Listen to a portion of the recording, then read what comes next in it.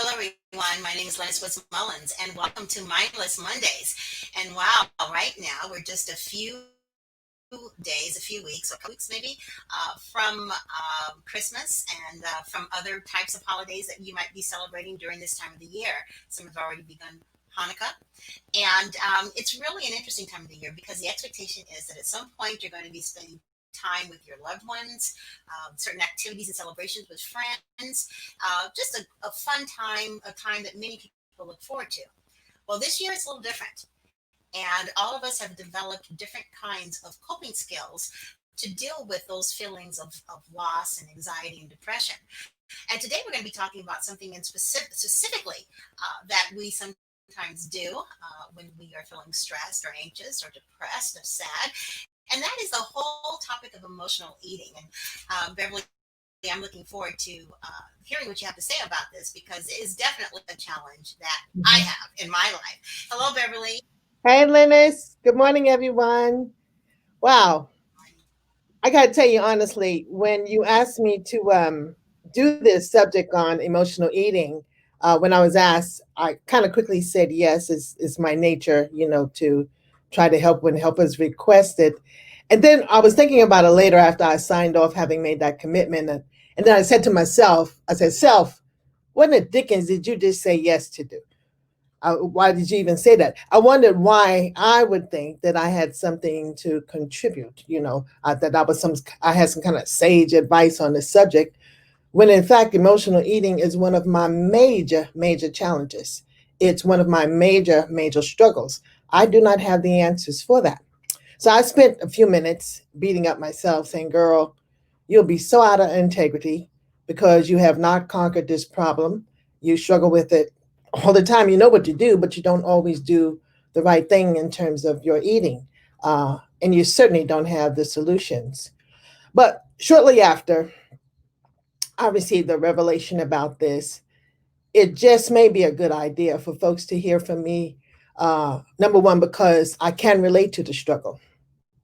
And I've always found it kind of helpful for me when somebody could say they understand what I'm going through. Secondly, because I sometimes acutely and sometimes chronically, I'm so aware of the struggle. It's just on my mind a lot. And also, I have accumulated some strategies to help myself and hopefully to help some of you. Just strategies, just some ideas. For me, the first step is to acknowledge that we do have a challenge around emotional eating.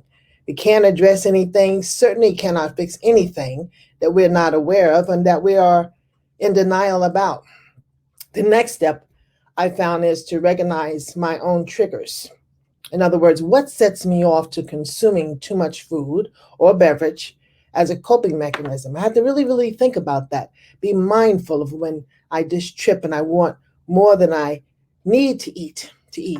And of course, I like to tell myself in those times that I'm self medicating or making myself feel better or simply rewarding myself for some magnanimous feat of service that I just did or something I just survived or went through. That's what I say to myself. But it's really important that we recognize the triggers. My challenges around eating, though, really began with my history around food with my father. My father was a son of a sharecropper, and they had food on the table all the time, but they really, really ate really good after the harvest season, which is actually only once a year, maybe in sometimes, depending on which crops he was working on, uh, twice a year. Uh, And my father would, because of that experience in his life, overcompensate as many parents do, parents who desire for their children to have a better life than they had. My dad made these very, very elaborate meals because he could. He could afford to have good dinner, good breakfast, lunches that he may have packed for us to go to school on the table. But he cooked in abundance. My father cooked so much food sometimes, like we could have had 15 guests to show up at any point and he could pull something out of the refrigerator and warm it up. But that's the way we ate. We ate also to celebrate. We ate also to grieve. It was always the need as perceived by my parents and also, I don't want to leave out my mother. My mother died when we were children, and my father continued the caregiving, but the habit was his. to provide that much food. He wanted us. Now here's a problem. He wanted us to clean our plates. He enjoyed seeing us eating plenty. Now, while he wanted us to clean out our plates, here's where the problem was. Because of that, we learned to eat, and being hungry was not even on the equation. We just enjoyed feeling good eating with him and my mother while she was alive. So that's enough of blaming my father for why my skirts and pants are too tight. I just rather blame right now the fabric that shrinks on me, but that's a whole nother story. I do blame that for my overweight. But let's talk about emotional eating. What is it? In To encapsulate it, you could say that it's a practice of consuming large quantities of food and beverage, comfort junk food, in response to how we feel instead of the hunger. See, the feelings is what precipitates the eating, not necessarily hunger. Experts estimate that 75% of overeating is caused by our emotions. Emotional eating is responding to feelings such as stress related. Boy, we had some stress before, but we really have very complex stresses now with the COVID-19. And when you're eating that too, it seems to be a greater tendency to eat high carbohydrate food or high calorie foods. And often that has low nutritional value. I'm like this biscuit eater. One of the things my dad used to do, he worked nights at the railroad, and he was a Georgia man, and my father could cook, but he used to come home often in the mornings and wake Denise and I up for school. But he had always made these homemade buttery buttermilk biscuits from scratch, and that smell in the oven would that set us off. That's what really woke us up. Never an alarm clock, you see. So that's part of the mechanism. So I got this carbohydrate thing. Most people also have, when they have emotional symptoms, eating is thought of as a result of a number of factors, not a single cause, a number of factors. Part of it is the cortisol, the so-called stress hormone. It increases in our bodies when we are stressed out. This hormone, in turn, increases our appetite. And that adds to the tendency to reach for comfort foods at times of stress and have a perfect opportunity therein to gain weight. The foods that I would probably reach for, in addition to making some biscuits and the occasional pancakes and the rice and the quesadillas and things like that. Some people are into cookies and cakes and stuff like that, but there's a tendency to do that when that cortisol level is high. And I want to re-emphasize it now during the era of COVID, our stress hormone levels are high. There's also the issue of sleep deprivation. I spoke about that just recently. If you're not sleeping, you have more chances to indulge in late night snacking. I know that's the case if I stay up too late, or even sometimes I wake up in the middle of the night because I can't sleep well and I want to get something to eat, go downstairs in the kitchen, but I really have to force myself not to do that. This is obvious. However, there's another reason. Lack of sleep might be adding to the pounds in that the biochemical changes in the body. Remember, I talked about this just last week. Those biochemical changes resulting from sleep deprivation can make us hungrier, literally make us hungrier and feeling less full after eating, right? So is it possible to prevent emotional eating? Yes, the science says it is, and they have all kinds of suggestions and recommendations for doing that. I'm going to be cautious about that. I know we could work at it. I know we could have successful times, and sometimes it is not so successful. It will always be a struggle. More important to understand that there's no one step solution that fits all people.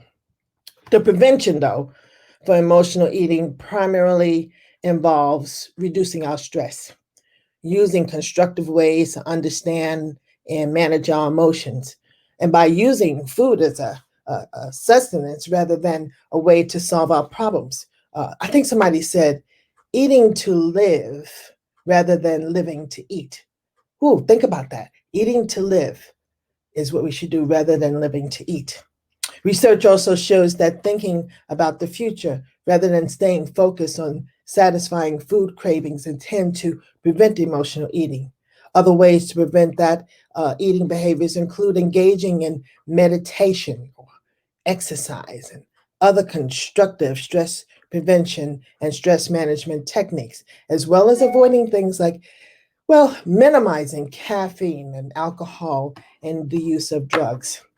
But there's some things that we can always do to minimize and maybe on occasion stop eating. I know I go through these periods where I'm much more successful than not. Number one, getting rid of distractions. One of my habits has been to eat in front of the TV or eat while reading a magazine. And while I'm doing that, I'm so absorbed in the what I'm watching or what I'm reading that I'm not even aware of how long or how much that I'm eating.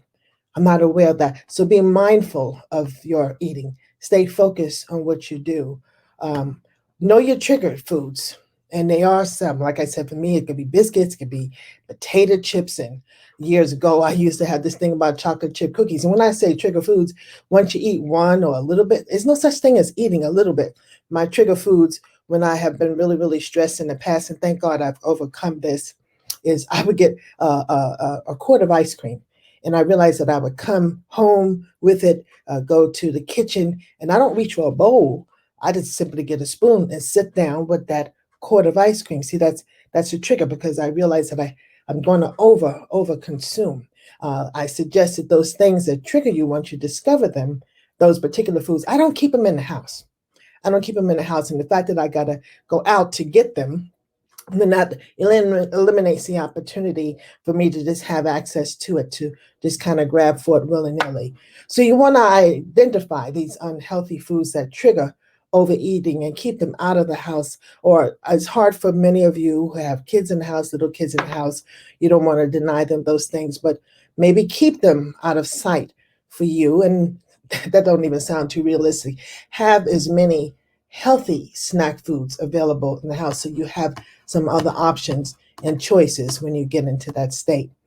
Don't ban or eliminate all of your favorite foods. But what may be helpful is to, plan to eat it. Is a time that I'm going to want some ice cream. That's on a rare, rare occasion now, but I plan to have it and I go get it when I want to have it. I might plan to have a Saturday morning or Sunday morning breakfast with some biscuits or one biscuit I try to do now, but that's not something I do on a regular basis. But don't say that you're going to give up these things forever because it's almost like a drug. So people say that when you get hold of it or you bump into it again, you really, really overconsume it. So treat yourself, but plan and look forward to that treat. Another way to address this is it was something that was called volumetrics, and I really like that. That has helped me quite a bit, and that is eating a large quantity of food that's high in fiber, uh, not those foods that are high in carbohydrate. For me, that would be something like I love certain vegetables. I just really do like broccoli. I like sauteed vegetables. I love salads. I have a habit, and this is a good habit, of making a huge, huge salad when I have time in the middle of the day. And I eat so much of that. It's such a large salad, and I'm careful about the dressing, careful about it, but it fills my stomach. I put a tiny little bit, maybe a sprinkles of fish in it, some smoked fish in it, to have a little bit of protein. But when I consume something that's healthy like that in large quantity, or maybe a broth-based soup, then it fills my stomach. And then, so the other things that I may want to add to that menu, like the meat portion or a little bit of something else, I don't know what else. I eat that in smaller, but consider the volumetrics. I fill up with the water. I love seltzer water, and I just drink that a lot. I like ice water, uh, so consider doing that too. Reduce stress. That almost goes without saying. When chronic stress drives up levels of cortisol, a hormone that increases appetite, that tells you that work on the stress. That will, over time, eliminate the need for overeating. There are many ways to reduce stress, and you pick what works for you. Consider listening to music, gardening. I hear a lot of people say that. I just love my hands in the soil. It's just so relaxing and stimulating for me. Exercising, the kind of exercise that feels good for you. You don't want to do the things that are forcing yourself or looking at exercise as this task you have to do that you wish to God you didn't have to do. That's not relaxing, but pick the ones that work for you. Practice yoga, practice meditation. I always strongly believe in creative activities. Those are stress reduction activities for me. And of course, breathing techniques. Perhaps one of some of the most powerful. Remember that the breath is a window to the nervous system to breathe properly. It increases the coherence and the states of homeostasis in the body. It just calms one to do that. So consider some of those and whatever else you could suggest. Uh, it is said that eating fiber-rich foods can be very, very helpful. And one of my snacking foods, which I keep on my desk up here, are nuts. Just some nuts, and I kind of wash it down sometimes with tea, sometimes with my coffee, sometimes with my seltzer water. Eating vegetables at every meal, salads at most meals, like I said before, but they increase levels of satisfaction in us that we just feel pretty good, and not need to eat the foods that are no longer as healthy, certainly not as nutritious as nuts and grains and salads and produce.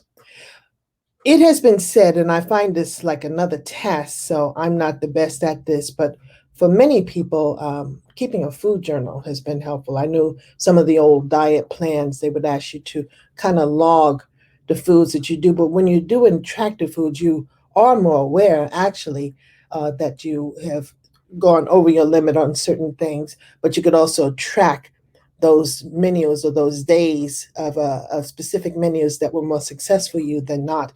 So, using a food journal can help you identify situations and emotional triggers that contribute to overeating, as well as foods that are likely to provoke, when I watch this, binge eating, which is different because that really is a higher level of consumption. But it also has a listing of foods, those great alternative foods that sometimes you forget. I could have this instead of this. I can have this. I recently got into because I really love biscuits, and I want to have biscuits at least twice a month, maybe three times a month. But I got into some keto biscuits I discovered on the internet, and I got those things. So to put a list of those alternatives, what do you eat instead of something else? It's good to keep those things in a journal. Fill up on protein. A lot of research about that. High protein snacks. And keep those in the house, especially those of you with children. And you got the other stuff that you probably shouldn't put your hands on too frequently. But if you have a lot of high protein snacks available for you, that's just helpful. Again, it gives you some options. One of the things I like, and I'm pretty good at this, I keep a lot of hard boiled eggs. I just boil a bunch of them. And I would probably have a hard boiled egg in the middle of the day, anytime during the day, or maybe late in the evening when I get that extra urge of hunger.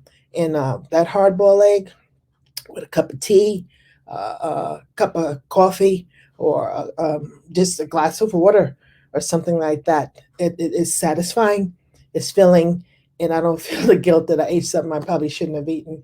But it can sustain me for quite a while. It also, when you eat the higher protein foods, it stabilizes our blood sugar levels quite a bit, as opposed to the other things like the bread and the cookies and the other kinds of carbs that we may eat. They accelerate our blood sugar fluctuations. Okay, and that again, that triggers the need to overeat. So we want to consider also to slow down. And I read this in several different diets over the years. I used to eat too fast.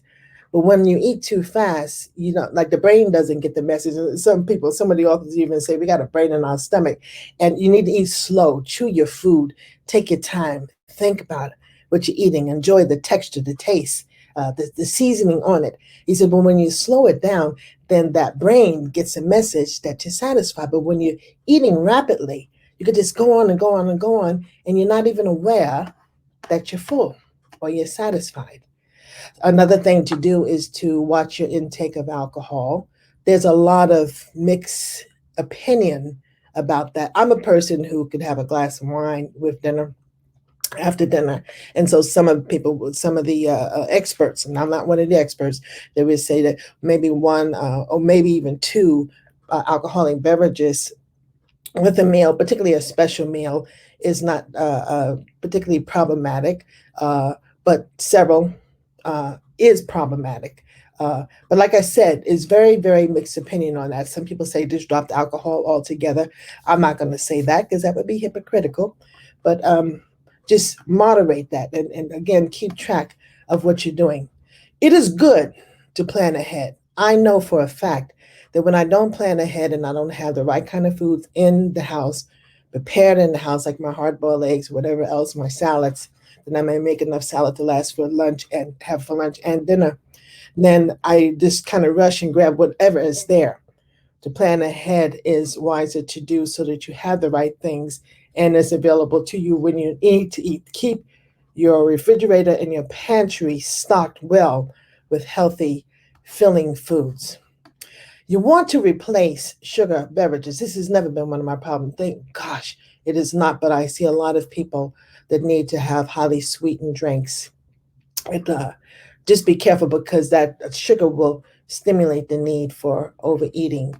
So choose some other things. There's a lot of stuff out there. Do some research of what's on the market to have a unsweetened seltzer, or maybe you want to squeeze a little bit of juice. Some people have said in there from a fresh fruit or that fruit saturated water.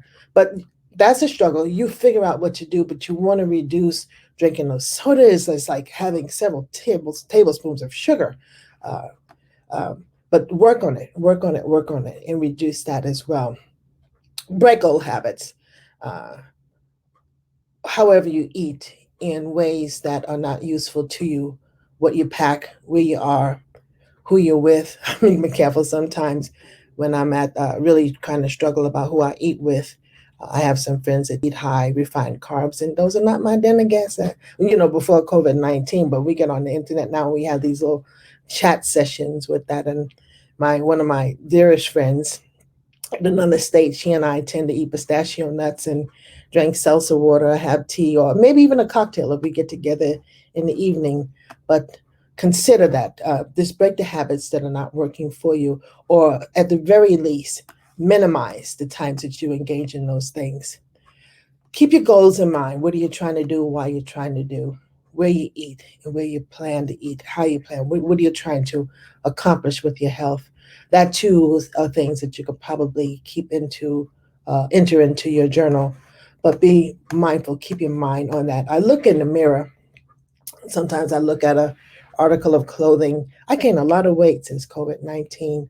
I used to be running around in the airports several times a month, and now I'm sitting at this laptop training in different agencies. And I'm not complaining. I'm very grateful I got a job, but the lack of activity has also helped for me to gain some weight, but to just be mindful and make a plan. This is what I'm going to do. So these are the circumstances. I got to do more movement, and I've got to be careful, more careful about how I eat.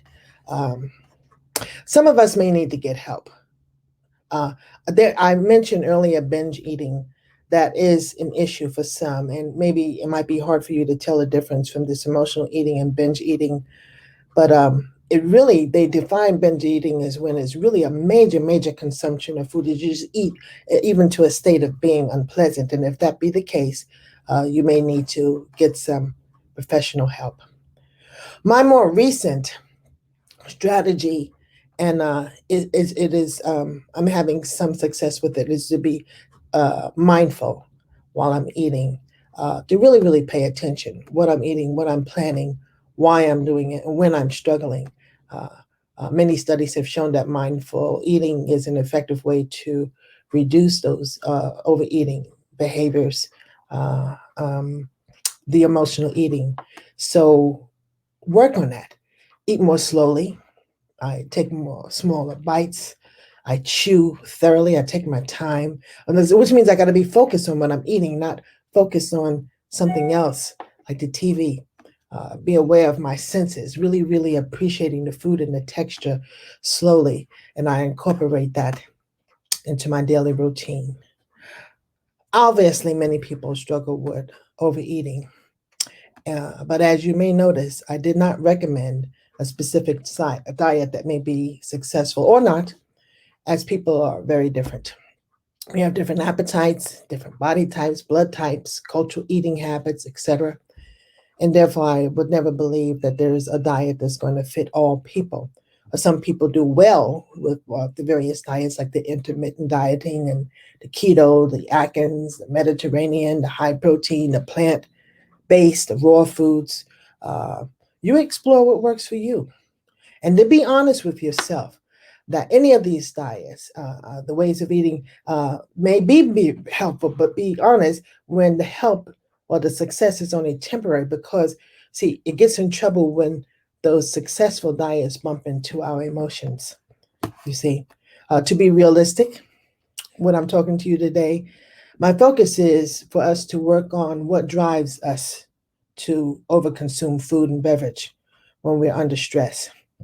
I believe that to manage how we eat, we must address what's eating us. I will recommend that you try something that I also find helpful, and that is having alternative ways of dealing with the stress and the emotional impacts of that. You know how I believe in right brain activities, that chemistry in that right hemisphere that increases our serotonin and our dopamines and the endorphins.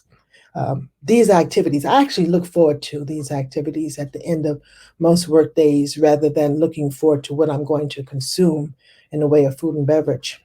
I happen to really enjoy and get so caught up in things like pixelated puzzles and digital art that when I get into these things, these creative activities, or that great movie that I had saved in my Netflix box, when I get into them, I really find time to stop to want to eat. And if I want to eat something because I really am hungry, I just, grab a little something light so that I can continue with my activity because the activity is more important than the food.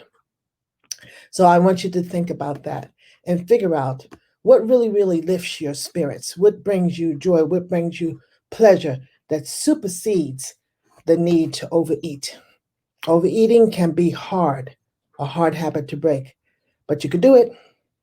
Use these tips and add some more tips to the basket for other people to see to help us establish a new and healthy routine. And make sure that if you need, you get professional help. And that's all I want to say on the subject. I hope this is helpful. Can't hear you, Lennis. Can't hear you, Lennis. I always forget to unmute my mic. Yes, those are very helpful. I too suffer from overeating. I have this hand to mouth thing. I used to have a hand to mouth thing going on with cheeses, and then I got Mm-hmm. rid of that. Then I got into a hand to mouth thing going on with my favorite taco chips. Oh, they're so good. Then I got rid of that. Mm-hmm. And then lately I found wheat thins, and I got to get rid of that. It's for me. I'm not a big eater, but there's a couple of things that you said that I think I'm definitely going to take a look at. And one of them is the speed within which I eat, because usually if Mm-hmm. I'm eating, I'm doing something else. I'm reading, I'm looking at my phone, I'm watching the movie, whatever, and I am gobbling it up like I don't have time. And the reality Mm-hmm. is, I do have the time. It's a bad habit that I developed probably when I was raising my kids. Two things about raising my kids: I would eat real fast, and I got used to eating my Get food back to them. yeah, and I would got used to eating my food when it was lukewarm because we would always serve them first because there was four of them, and then my husband and I would eat later. Our food would be cold, and food would be cold, and we wouldn't take a long time to eat because we got to get them ready for school and baths and all that stuff. And well, I don't have any of that now, but that's a 30-year habit It's a that habit. You got to go back. It's no right, longer your fault. Break it. right. So Mm-hmm. these are definitely things that Mm-hmm. I could definitely change. And what about you? Everybody who's been watching, quite a few have been watching today. What is it that you have that might be a negative eating habit, or what kind of advice could you give some of us who are emotional eaters? I think all of us at one time or another might get into the whole idea of emotional eating, and in this community, we want to be able to, share our comments and thoughts. We'd love to hear from you to find out what you're doing. And for those of you who are listening to the replay, please let us know. We'd love to know that you're listening into the replay, and we still want to know your thoughts and comments about mindfulness Mondays in general, but in particular this topic. What are your negative eating habits and how have you dealt with them? And what other kinds of ideas or suggestions do you have that have worked for you to help somebody else here to find out more about emotional eating? And for those of you who want to find out more about Beverly and what it is that she does, which is basically she helps the helper.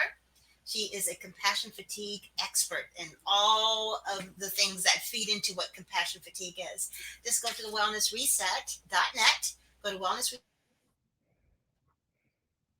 those are there as well as her books. And maybe, get Beverly, any parting words for Yeah, everyone? well, we're coming up next week. Next week is Christmas, and we're going to think of a special subject to talk about that. I want to remind us coming into the holidays now in the era of COVID, it's a very, very different and it's very difficult for many of us. It's challenging. There's disappointments. I want us also, while we're planning our menus, to plan your activities in ways, alternative ways to connect with people you love. It can't be face to face. I know many of us are working on this web all the time, but use the web to play and socialize and uh, laugh with people. Enjoy what you Yes. can, and remember what you can be grateful for, in spite of what we have restraints against. So um, take care of each other, have each other's back, be supportive, reach out to one another. We appreciate you so much. We do. I appreciate Melenis for helping me do this. And so this is Mindfulness Monday. Hope to see you again next Monday. And in the meantime, stay well and stay safe. And God bless. God bless everybody. See you next Monday.